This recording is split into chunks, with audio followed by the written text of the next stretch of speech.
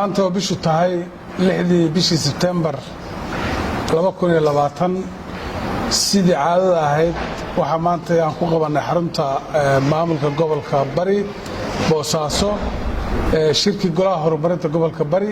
ama gudoon gobolka Suudiyaasha iyo wixii la halmaala waxaan nagala soo qayb galay taliyaha qaybta isaguna goobjoog buu ahaa runtii shirkaas oo soo socday oo muddo la soo qabanayay oo bil ah oo bishiiba hal mar la qabto lagaga hadlo horumarka gobolka Bari maxaa qabsoomay maxaa qabiya maxaa caqabada maxaa shacabka loo qabtay maxaa la qaban doonaa waxyaabahaas dhan baa lagaga hadlaa runtii si guul ah buu ku dhamaaday waxaan aad iyo aad ugu mahadcelinayaa wasiir ku-xigeenka wasaaradda maaliyadda mudane cabdi qowdhan oo maanta shirka nagala soo qayb galay marti noogu ahaa runtii khudbad qiimo badan halkan uga jeediyey golaha horumarinta gobolka oo ku saabsan horumarka gobolka iyo inay maaragtay dhiirigelin ah wasiirka aad baan ugu mahadcelinayaa qodobada aan shirka kaga hadalay waxay ahaayeen runtii qodobo kooban maantay maadaama la soo bandhigayey sidii shirkii horeba aan kaga hadalay aan shan isuduw halka ugu saaray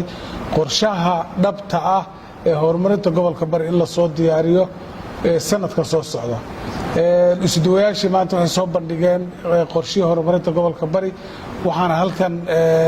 si faahfaahsan u soo jeediyey ama u sharaxay isuduwa wasaaradda qorsheynta waxaana la isla qaatay in isuduwo kasta uu koobigiisa qaato lana maarta soo niqaasho wixii uu ku darayo wixii kalena email ku soo diro shirka xiga hadduu alla idmo bisha soo socota October insha Allah bilowgeedana halkan la soo bandhigo laguna ansixiyo hadduu alla idmo qorshahaasoo noqon doona qorshaha dhabta ah ee wasaaradaha iyo hay-adaha dawladduba iyo hay-adaha kuwa dawliga kuwan dawliga ahna ay ku shaqayn doonaan gobolkana lagaga shaqayn doono qorshahaasoo laga soo diyaariyay degmooyinka tuulooyinka meelaha baadiyaha iyadoo dadka lagala tashaday insha Allah aan rajaynayo in qorshahaas noqon doono qorshaha rasmiga ah ee gobolka insha Allah waxaan kaleeto oo maanta halka ku ansixinay oo goluhu uu ku ansixiyay xeer hoosaad uu goluhu ku shaqayn doono oo anshax ah oo goluhu yeelan doono oo qof kasta oo qaban doona xeerkaasoo la isku raacay oo maanta aan u saaray 3 isuduwe waxaana soo jeediyay isuduwaha wasaaradda cadaaladda xeerkaasina waa la isku raacay maanta buu dhaqan galay waana xeerka uu ku dhaqmi doono xeersoodka goluhu ku dhaqmi doono waxa kaleeto oo warbixin naga siiyay xaaladda caafimaad iyo xaaladda koronaha isuduwa ku-xigeenka wasaaradda caafimaadka ee gobolka Bari oo runtii warbixin aad waafi oo halkan ka siiyey isuduwayaasha iyo golahaba waxa kale warbixin naga siiyey xaaladda amni isuduwaha amniga iyo taliyaha qaybta isaguna goobjoog ahaa waxa kaleeto oo warbixin naga siiyey xaaladda waxbarashada sanad dugsiyeedkii furmay iyo sanad dugsiyeedkan sanadkan iyo iskuullada furmay iyo xaaladoodii iyo marxaladaha hadda waxbarasho ee taagan gudoomiyaha waxbarashada ee gobolka runtii waxaan iyadana qorshaha loogu jirdhay wasaaradda deegaanka oo aan rabnay inay warbixin naga siiso xaaladda ayaxa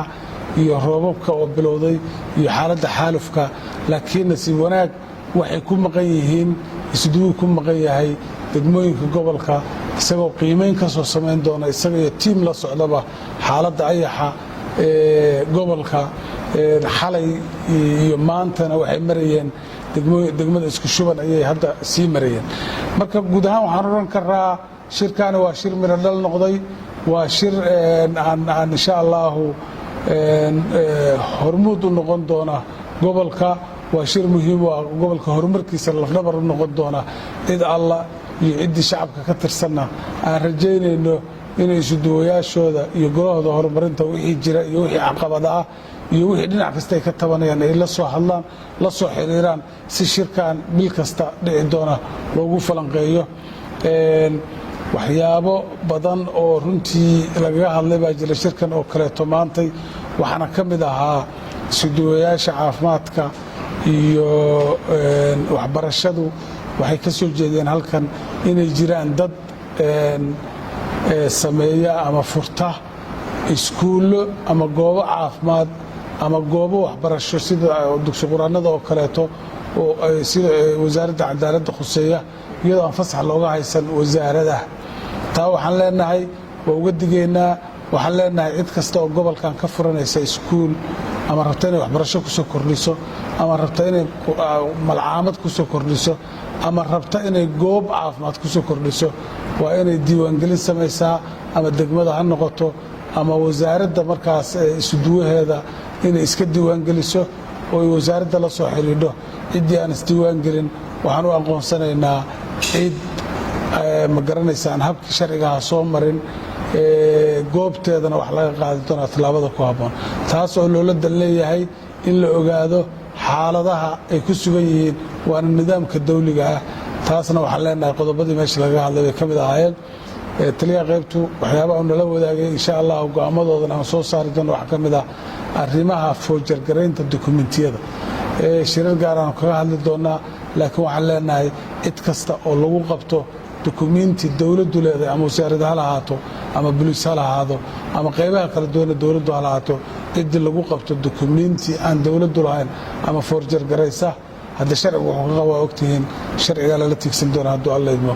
aad iyo aad baan idinku mahad celin doonaa insha allahu shirar wacyigelin baa noo bilaabmi doona dhaqso hadduu alla idmo waana arki doontaan waxaan rajaynaynaa inaad ma garanaysaa laamaha ammaanka iyo wasaaradaha ama isuduwayaasha ama golaha horumarinta ee idiin adeegaya inaad si wanaagsan ula shaqaysaan guud ahaantii shacabka aad iyo aad baa mahadsantiin wasalaamu calaykum waraxmatullahi wabarakaatu